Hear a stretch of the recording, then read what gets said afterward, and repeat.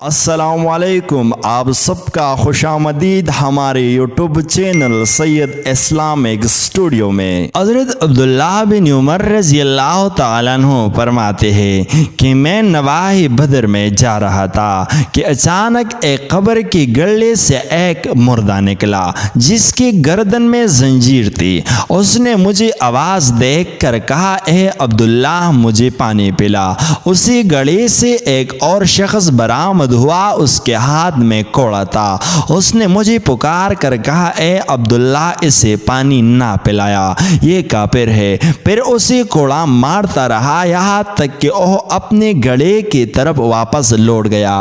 حضرت عبداللہ بن عمر رضی اللہ تعالیٰ عنہ فرماتے ہیں، پھر میں حضور نبی کریم صلی اللہ علیہ وسلم کی خدمت میں حاضر ہوا اور سارا واقعہ حضور صلی اللہ علیہ وسلم سے بیان کیا تو آپ صلی اللہ علیہ وسلم نے فرمایا، کیا تو نے اسے دیکھا؟ میں نے عرض کیا، ہاں یا رسول اللہ صلی اللہ علیہ وسلم، میں نے اسے دیکھا۔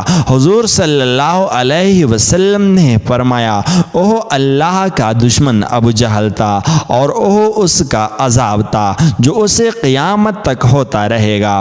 حضور صلی اللہ علیہ وسلم ایک دن کہیں تشریف لے جا رہی تھی کہ راستے میں آپ صلی اللہ علیہ وسلم کی اونٹنی گم ہو گئی۔ زید ابن سلحد نام ایک منافق نے کہا کہ محمد صلی اللہ علیہ وسلم اگر نبی ہے تو اپنے اونٹنی کے متعلق کیوں نہیں بتا دیتے کہ وہ کہاں ہے؟ ویسی تو ان کا دعویٰ ہے کہ وہ آسمان کی خبریں بتاتے ہیں مگر وہ اپنی اونٹنی ہی کی خبر نہیں رکھتے۔ حضور کریم صلی اللہ علیہ وسلم کو اس کی اس بات کا پتہ چلا تو آپ صلی اللہ علیہ وسلم نے فرمایا، فلاں شخص میرے متعلق ایسا کہتا ہے، حالانکہ مجھے اللہ تعالیٰ جس بات کی خبر دیتا ہے میں ایسے جانتا ہوں، اور میں اپنی اونٹنی کے متعلق بھی جانتا ہوں کہ وہ کہاں ہے۔ میرے اونٹنی پلاح وادی اور پلاح گھاٹی کے پاس کھڑی ہے اور اس کی نکیل ایک درخت نے پکڑ رکھی ہے،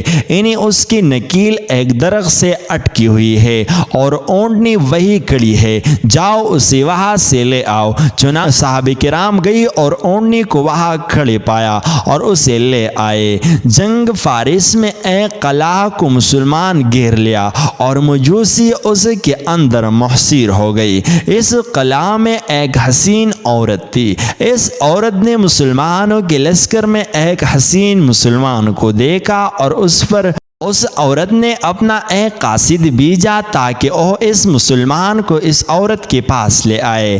قاصد نے جب اس شخص کو اس کا پیغام دیا تو وہ بولا کہ تم اسے جا کر کہہ دو کہ تو اپنے ظاہری اور باطنی قلعہ صرف خدا کے لیے ہمارے سپرد کر دے۔ عورت نے جواب دیا کہ ظاہری قلعہ تو میں سمجھ گئی مگر باطنی قلعہ کو میں نہیں سمجھی کہ اس سے کیا مراد ہے۔ اس نے جواب دیا کہ اس کا مطلب یہ ہے کہ تو اپنا دل بھی خاص اللہ کے لیے سونپ دے۔ یہ بات سن کر عورت نے بے سختہ کہا کہ اچھا، میں نے اپنا دل اللہ کو سونپ دیا۔ اس کے بعد اس عورت نے قلعہ کھول دیا اور مسلمانوں کا لشکر اندر چلا گیا۔ عورت نے اس نوجوان مسلمان سے کہا کہ تمہارے ہاتھ مسلمان ہونا چاہتا ہوں، اور اس نوجوان نے کہا کہ چلو ہمارے سردار عبداللہ بن عمر رضی اللہ تعالیٰ عنہ کے پاس ان کے ہاتھ مسلمان ہونا۔ چنانچہ جب اسے امیر لشکر حضرت عبداللہ بن عمر رضی اللہ تعالیٰ عنہ کے پاس لایا گیا تو وہ کہنے لگے کہ میں ان سے بھی بڑی شخص کے ہاتھ پر مسلمان ہوں گی۔ آپ رضی اللہ تعالیٰ عنہ نے فرمایا، میرے والد امیر المؤمنین حضرت عمر رضی اللہ تعالیٰ عنہ کے ہاتھ پر؟ اس نے کہا کہ ہاں۔